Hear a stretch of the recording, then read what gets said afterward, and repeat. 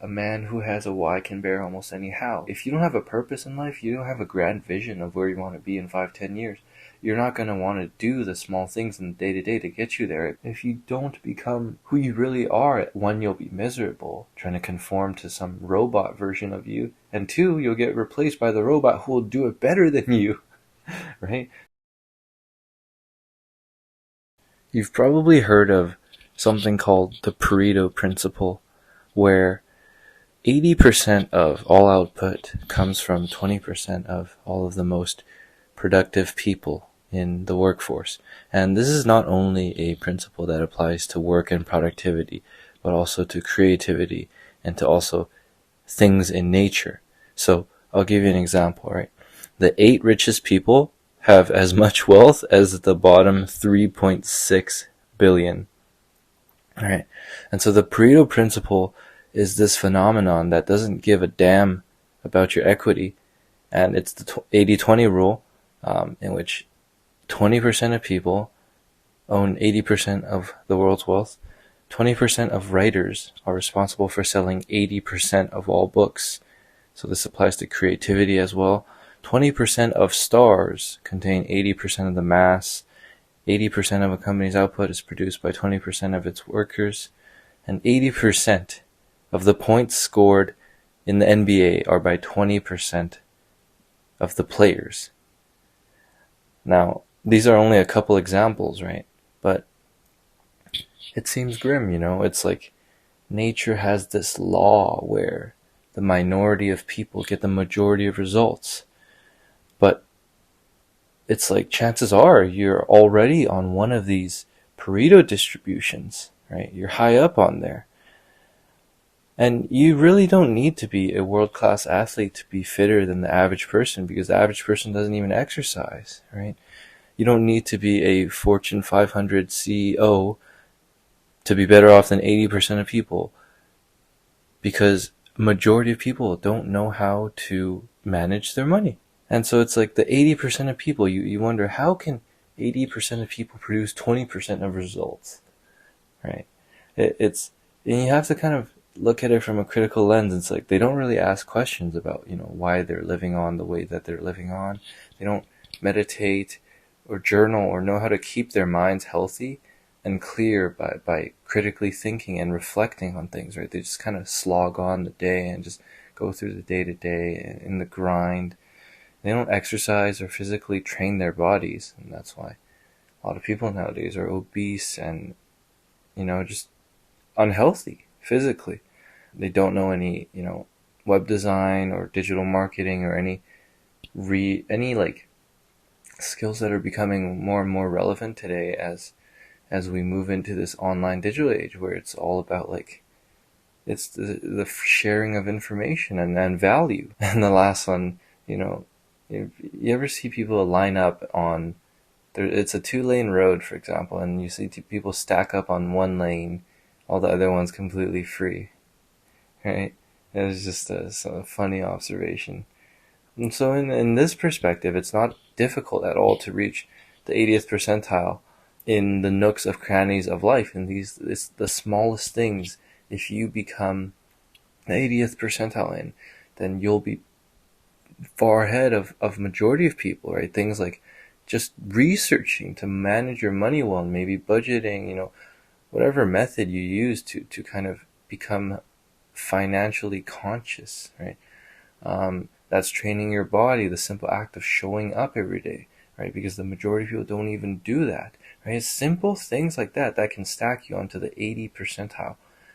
And you realize it's not even that hard. What's hard is going from the 80th percentile to the 90th percentile, 90 to 95, and then 98 percentile to 99.9 percentile. Like that's significantly, exponentially harder than trying to go from, average to 80th percentile. Because honestly, like average is like, in some ways average is like basically 20th percentile. And it's almost ridiculous in a way that like the baseline, the average is so low that it's like, if you can't you have no problem getting beyond that, because it's just so pathetically average. Anyways, so the point is that it's not at all hard to be 80th percentile in all the kind of small nooks and crannies of life, to be part of the 20% of people who receive the 80% of the output of the results. You only have to look around and just stop doing what the 80% is doing and instead start doing what the 20% is doing, right? Stop doing what the 80%, the masses are doing, and that are getting them the 20th percentile outcomes, right? Despite being 80% of the population. And so it's like, whatever specific things that you do that other people don't, like if you're really particular, you're basically obsessed with being good at something, right? It could be the weirdest things, right? It could be like, you know, sports cards, or like some anime game, or whatever, right? But if if you're obsessed with whatever that is, right, this already puts you 80 ahead of 80% of people in that distribution. Let's just say it like that, right? And if you have the courage to kind of pursue and stack up on all of your skills, like stack all of your strengths together, then that makes you unique, and no one else can replicate that, right? These are just like the think of them as the micro things, or the macro, or the kind of nooks and crannies of life, as I said, right? That you stack together to become 80 percentile, and create your own unique kind of expertise, I guess you could say, right? For me, this includes things like waking up at 5 a.m., right? I'm recording this at it's like 5:30 a.m. I have to hit the gym soon. A cold shower every morning. I've been taking one for over 900 days now, so over 2 years. I'm training at 6 a.m. This month, I'm going to write 30 essays in 30 days on Twitter. This video is actually a repurposed audio form of one of the threads I wrote on Twitter. So if you're interested in that, check me out. I'm uploading YouTube videos, which I've been slacking in, and so therefore I made myself do this today. Building a website, taking photos of beautiful things. I've been getting into photography recently, and it's when you develop like this, you start to develop this like eye for the most trivial things, seemingly trivial things. As you get into photography, it's like, oh, you just develop an eye for beauty, and just start to appreciate it a lot more when you see it around you. And creating a philosophy, right? I struggled a lot of my life with, I guess, would you call it nihilism? I don't want to quite call it nihilism. I guess you could, right? Just this sense of like meaninglessness, that like everything I was told to do was like never gave me a reason to keep going on, really, because like it wasn't what I wanted to do, right? And building towards my own dream life, right? I think for me, these are just a few examples, right? But you kind of get the idea. It could be any kind of component of your life or aspect of your character or quality that can put you at the 80th percentile in that aspect, and you just have to learn to leverage these things and combine them together. And perhaps it doesn't seem like much now, right? But it's going to pay off tremendously in time. Granted, you really lean into what you're strong at, what you're authentic in, right? What you believe in, right? What gives you purpose, right? Because all of this adds up. Because when you do that, shit becomes effortless, right? You don't have to wake up in the morning and dread going to work and doing some meaningless menial job that's just going to get replaced by AI in the next 10, 20 years, right? And that's really how it is. And so your success really magnifies exponentially in time as you develop yourself marginally every single day, right? And you can think about becoming completely stacked on one distribution, right? That's already pretty powerful, right? If you get up at 5 a.m. in the morning, you're already ahead of 80% of people, just at the least, right? And then you think about the other things you can compound on top of that, right? One habit, one being high percentile in one thing, already it sets you up to open up opportunities to be high level and be able to open up leverage to more things, right? And so the more you stack, you realize that it's a superpower, because your growth starts to happen not linearly but exponentially, right? At first, it might not seem like, like for years I didn't see any progress, and but it's like upon reflection, years after, it's like you realize how it all compounded together. You can't attribute success or happiness or fulfillment or finding joy and ease, to kind of, you can't really attribute it to one particular thing. I mean, you could, but it's very short lasting, right? In order to have something meaningful over the long term, you have to look back and be able to reflect upon it, and see, the things that have changed over time, the way you've stacked things, and the way that those things compound, right? Um, and so if you're already stacked on one distribution, right, imagine if you stacked it onto 5, right? Or even 20, right? Now that's what I call full stack, man. My meta goal in my life is to become the full stack. I want to develop skills that I want to be able to do whatever I want to do, right? Like the most random skills. I want to learn how to free dive, like the underwater, swimming underwater without a snorkel, or not a snorkel, like oxygen tank, right? I want to learn how to hunt, right? I want to, like, this one is an unconventional one, but I want to learn how to hunt eventually so that I can eat meat that's like the good stuff. You know what I mean? Like nowadays, like with the way we get our conventional meat, it's like you don't know what these people do at the slaughterhouses and stuff, right? It's like it's a brutal process, but like I'd rather have it in my own hands and then offload it to some slaughterhouse. And this brings in the whole conversation about how, like, all of our grocery products, all of that manufactured, right? But we won't get into that. All right, stuff like that. All right, what do you want in the future? And it could be pretty weird things, but you decide, right? Don't let anyone's judgment of you change that. What you think is best, right? Um, and so by stacking skills and habits into each distribution, right? That's how I'm getting there, because I'm going to build up systems for my life, right? Whether they're financial systems or personal growth systems, such as, waking up, cold showers, training, right? Business systems, right? I'm starting to develop business systems as I try to get myself out there and kind of share my ideas with the world.